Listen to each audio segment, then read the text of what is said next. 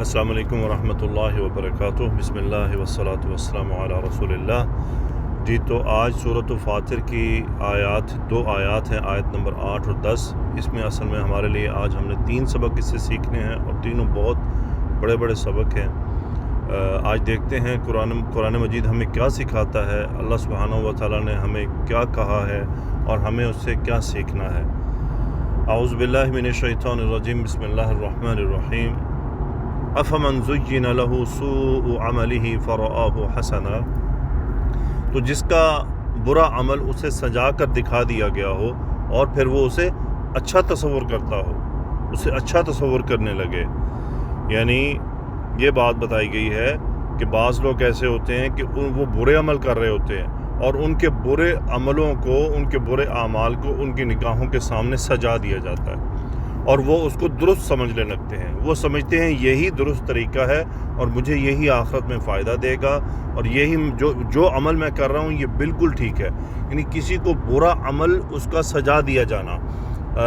اس کی تفسیر علماء نے 2 طرح کی ہے، اس پہ 2 گروہ رہے ہیں۔ ایک کہتے ہیں کہ اس میں جو عمل کو سجا رہا ہے، یعنی کسی انسان کے برے عمل کو سجا کر دکھا رہا ہے، وہ شیطان ہوتا ہے۔ کہ شیطان آ کر ہمیں بتاتا ہے تم تو یہ اچھا عمل کر رہے ہو، تمہیں اس سے آخرت میں فائدہ ہوگا، یہ بالکل ٹھیک ہے، یہ مولوی ایسے ہی کہتے ہیں۔ تو اس کی بہت ساری ایگزامپلس ہمارے سامنے مل سکتی ہیں کہ انسان برے اعمال کو اچھے اعمال سمجھنے لگتا ہے اور وہ سمجھتا ہے کہ شاید عند اللہ یہ مقبول ہوں گے، جبکہ وہ اللہ کے ہاں عمل صرف اور صرف وہ قبول ہوگا جو اخلاص پر مبنی ہوگا اور جو نبی کریم صلی اللہ علیہ وسلم کی سنت اور شریعت کے مطابق ہوگا۔ اس سے ہٹ کر کوئی بھی عمل ہوگا وہ عند اللہ قبول نہیں ہونے والا۔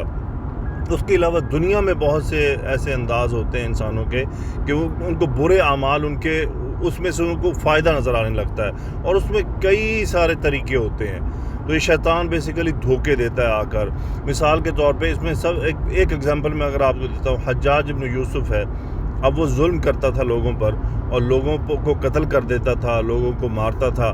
اب اس کی دلیل وہ کیا دیتا تھا کہ میں تو اطاعت کر رہا ہوں امیر المومنین کی اور یہ لوگ اس کے بغیر قابو نہیں آتے ہیں، یہ تو میں شریعت کے حساب سے بالکل ٹھیک کر رہا ہوں۔ اور وہ اس کو ظلم نہیں سمجھتا تھا، وہ بلکہ اس کو ایک حسن عمل سمجھتا تھا۔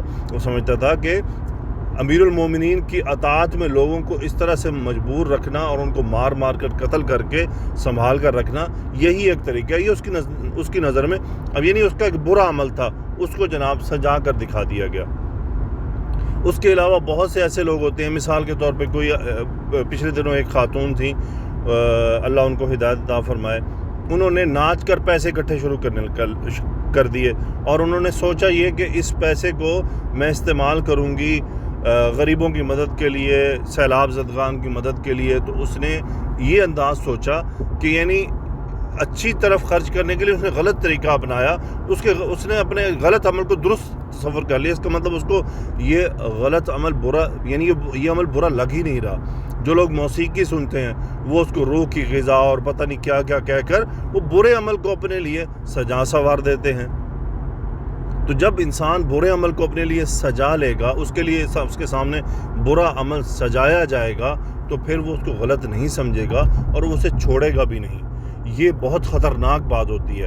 ایک انسان جو کسی عمل کو برا سمجھے، اس سے ہو رہا ہے لیکن اسے برا سمجھتا ہے کہ یہ برا ہے، یہ غلط ہے، تو انشاءاللہ اللہ کی رحمت سے امید ہے کہ ایک نہ ایک دن وہ اس کو چھوڑ بھی دے گا اگر وہ اس کی کوشش میں لگے گا۔ تو بعض علماء یہ کہتے ہیں کہ اس کی نسبت کہ برے عمل کو سجا دیا جانا انسان کی نگاہوں میں، بعض علماء اس میں انہوں نے یہ رائے بھی اختیار کی ہے کہ اس کی نسبت اللہ سبحانہ و تعالیٰ کے ساتھ ہے کہ اللہ تعالیٰ ناراض ہو کر کسی کو اس کے برے عمل کو اس کے آگے سنوار دیتا ہے کہ اس کو بیسیکلی چونکہ وہ اتنا زیادہ گمراہی کا شکار ہو چکا ہے اور اتنا زیادہ فسق و فجور کا شکار ہو چکا ہے کہ گناہ کرنے میں بڑا جری ہو چکا ہے، ببانگ دوہل جو ہے وہ گناہ کر رہا ہے، اس کو ڈنکے کی چوٹ پر کرتا ہے، کوئی اس کو خوف نہیں۔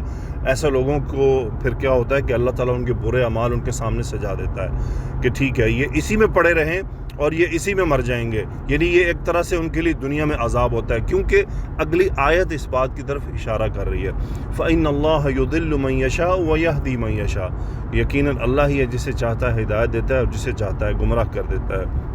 تو ایک انسان گمراہی میں یعنی بغاوت پر اتر آئے نا، تو پھر اللہ تعالیٰ اس کو گمراہ کر دیتا ہے، اس کے ہدایت کے چانسز ختم ہو جاتے ہیں جو بغاوت پر اتر آئے.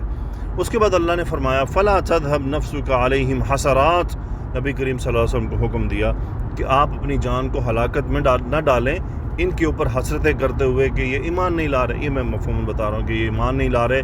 نبی کریم صلی اللہ علیہ وسلم غم کھاتے تھے، اتنا غم کھاتے تھے کہ آپ کو خود کو تکلیف ہوتی تھی، اور اللہ تعالیٰ نے ان کی اس تکلیف کو دور کرنے کے انہیں حکم دیا کہ آپ اتنا زیادہ غمگین نہ ہوں، اتنا زیادہ ہلکان نہ ہوں کہ آپ کی جان کو نقصان پہنچ جائے، کیونکہ ہدایت صرف اللہ کے ہاتھ میں ہے. اس لیے آپ کو پریشان ہونے کی ضرورت نہیں ہے.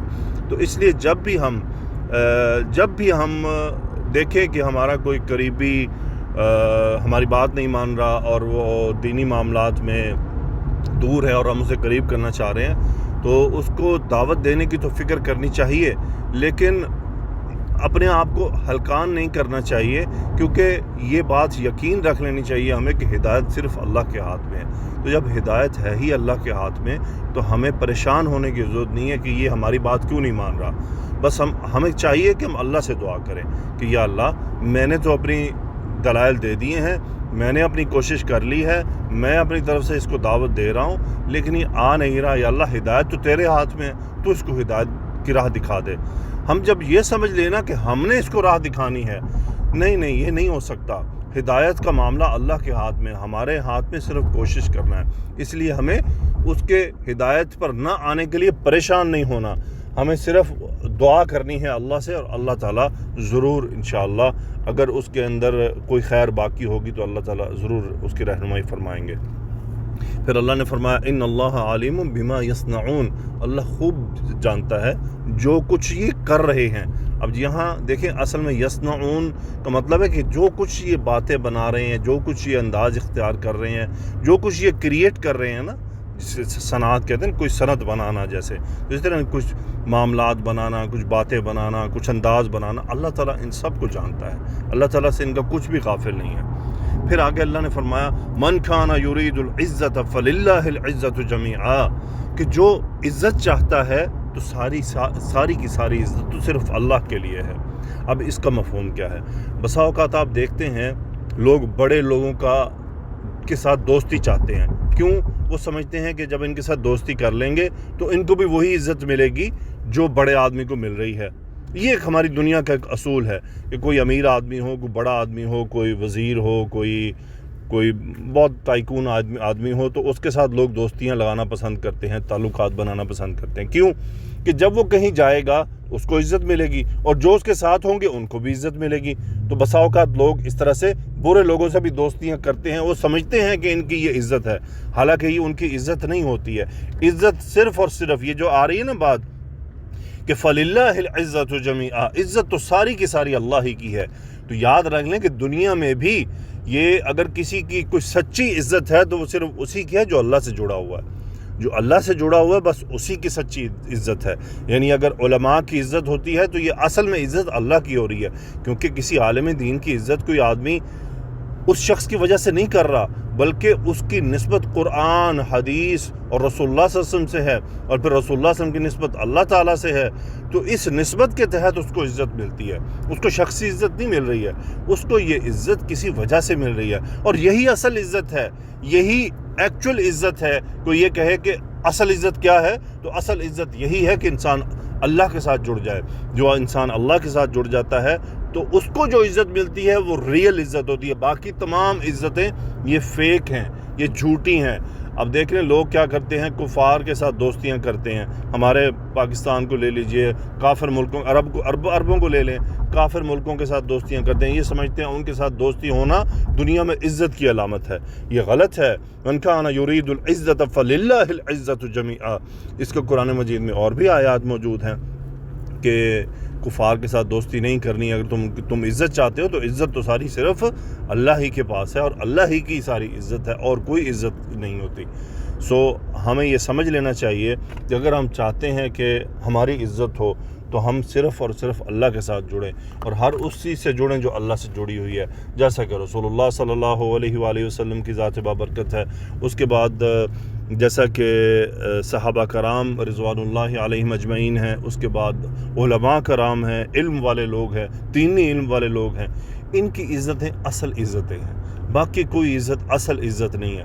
آپ دیکھ لیں ایک ڈانسر بھی کہتی ہے میری بڑی عزت ہے, اس کو غلط فہمی ہو گئی ہے, اس کو پتہ ہی نہیں عزت کا مطلب کیا ہوتا ہے. ایک ایکٹر ہے, ایک ایکٹریس ہے, وہ سمجھتی ہے جی میری دنیا میں بڑی واہ واہ ہے, میری دنیا میں بڑی عزت. نہیں, یہ عزت نہیں ہے, اس کو پتہ ہی نہیں عزت ہوتی کیا ہے. عزت اللہ تعالیٰ نے قرآن میں واضح فرما دی ہے, من کان یرید العزت فللہ العزت جمیعا, ساری عزت تو صرف اللہ ہی کی ہے.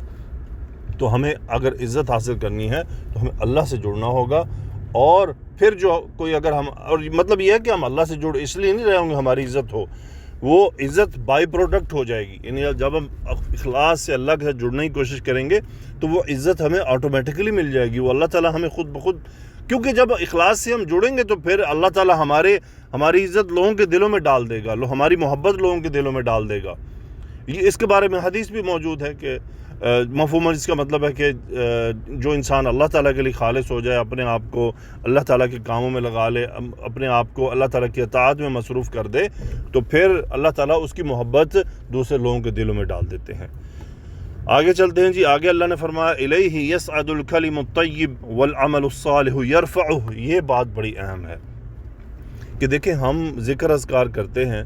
اب ذکر اذکار خالی اگر ہم سارا دن تسبیحیں کرتے رہیں اور ہم نہ نماز پڑھیں نماز کے اوقات پہ, اور زکوٰۃ آنے پر زکوٰۃ نہ دیں, حج فرض ہو جانے پر ہم حج نہ کریں, اور ہم فرائض کو اگنور کرتے رہیں اور صرف ہاتھ میں تسبیح رکھیں, تو بھئی یہ نہیں ہونے والا.